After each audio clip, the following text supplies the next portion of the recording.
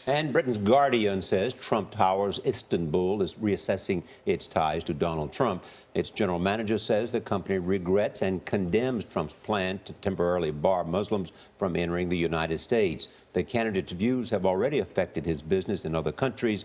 Julianna Goldman is outside the future Trump Hotel in Washington. Julianna, good morning. Good morning. Donald Trump has made his fortune in part by plastering his name around the world. From Washington, D.C. to Dubai to Istanbul, people have bought into the Trump brand as a symbol of luxury and success. But with each new controversy, more and more business partners are severing ties. These twisting high-rises in Turkey bear the name of Donald Trump. Some who work inside Trump Towers Istanbul say the building's namesake has given them a reason to quit their jobs.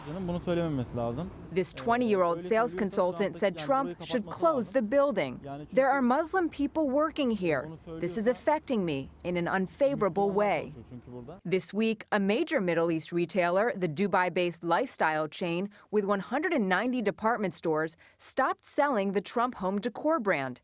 In Stamford, Connecticut, some in the local Muslim community are calling on the developer to strike Trump's name from this luxury high-rise. And at this Trump residence in New York City, I think it's embarrassing to have his name on the building, considering the bigotry that comes out of his mouth sometimes.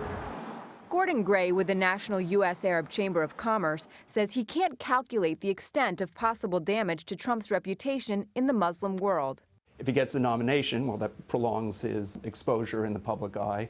And then, of course, if he's elected president, then the question becomes, what policies is he going to implement? Honestly, if some of the business is affected, it's not important to me. But since he declared his candidacy, Trump's rhetoric may have had a cost.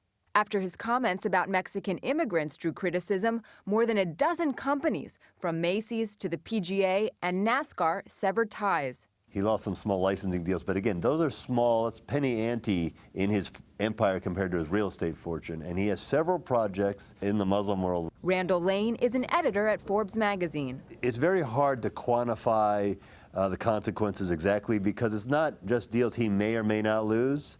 It's deals that you don't know he may or may not have gotten.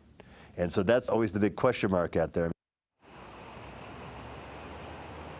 Trump's own financial disclosures don't break down the dollar amount of each investment, but Gail Forbes estimates that last year Trump brought in about $128 million in branding and licensing fees.